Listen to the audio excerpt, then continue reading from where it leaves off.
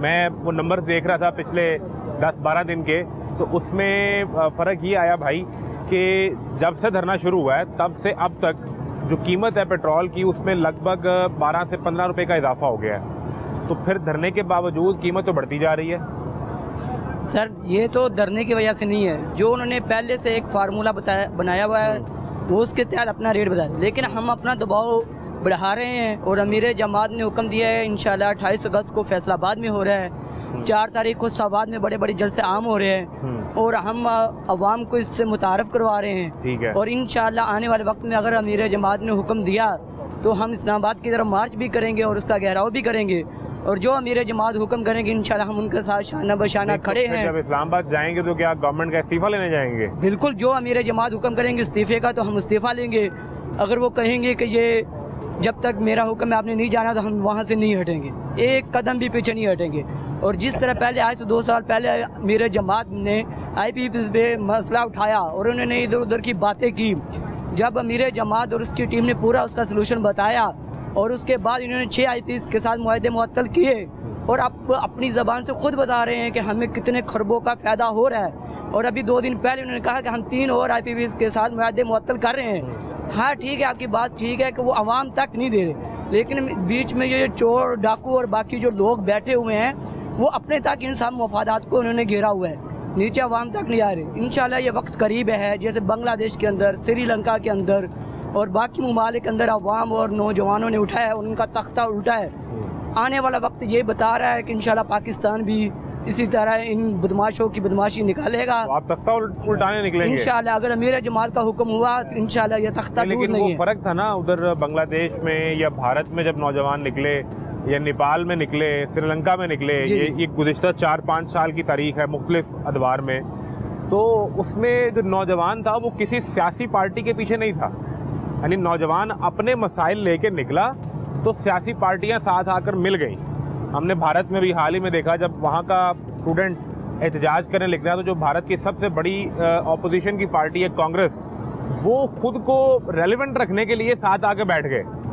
یہاں مختلف ہے، یعنی وہاں نوجوان نکلا تو سیاسی جماعت ملی، یہاں آپ کہہ رہے ہیں کہ سیاسی جماعت لیڈ کرے گی، تو پھر جب سیاسی جماعت لیڈ کرے گی تو سرکار کہتی ہے کہ اپنی سیاست کو زندہ کر رہے ہیں۔ اب یہاں پنجاب میں عظمہ بخاری نے جب جماعت اسلامی پر بات کی تو انہوں نے کہا کہ آپ کو تو پچھلے 3 الیکشن میں ووٹ نہیں پڑا، تو آپ اپنی سیاست زندہ کرنے آئے ہیں۔ سر ہم سیاست زندہ کرنے نہیں آئے، دوسری بات یہ ہے کہ جو وہ کہہ رہی ہیں کہ آپ کو تو ووٹ ہی نہیں پڑے، ان سے پوچھے کہ آپ کس ووٹ کے تھرو آئی ہیں، اگر آپ اپنا دیکھے تو شاید آپ کو تو 10,000 بھی ووٹ نہیں پڑے ہوں گے، پھر آپ وزیر اعلیٰ کے ساتھ کیسے بیٹھ گئی، پھر آپ ایم پی کیسے منتخب ہوگی، آپ تو یہ بتائیں۔ ہم چیلنج کرتے ہیں کہ آپ لے کے آئیں اور جماعت اسلامی کی سیٹیں دیکھیں جس پہ آپ نے غضب کیا ہے، آپ اپنے تایا جان کو دیکھیں نواز شریف کو جس کو 10,000 ٹوٹل ووٹ نہیں پڑے اور وہ ایم این اے منتخب ہو گیا، کیسے ہو گیا؟ سوال تو یہ ہے۔ دوسری بات یہ ہے کہ آپ نے کہا کہ وہ تو نوجوان تھے، وہ عوامی مسائل لے کر آئے، ان کے ساتھ سیاست کی ٹیم دوسری ٹیمیں جماعت اسلامی عوامی مسائل لے کر آ رہی ہے، اور جماعت اسلامی تو کہہ رہی ہے کھلے عام طریقے سے بڑے دل سے کہہ رہی ہے کہ بھائی ہم تو آپ کے کہہ رہے ہیں کہ ہمارے اوپر سہرا نہ باندھیں، ہمیں اس سے کوئی چیز نہیں ہے کہ ہماری واہ واہ ہوئے گی، ہم تو کہتے ہیں کہ آپ عوام کو مسائل کو سمجھیں، جو اس کی بات ہم کر رہے ہیں آپ اس کے اوپر مطلب بات کریں اور اس کے مسائل کو حل کریں، ہم پیچھے ہٹ جاتے ہیں۔ یعنی آپ اس کو اپنی سیاسی فتح نہیں بنانا چاہتے؟ ہاں بالکل نہیں، جماعت اسلامی اپنی سیاسی فتح نہیں، جماعت تو کہتی ہے عوام کے مسائل کو سمجھیں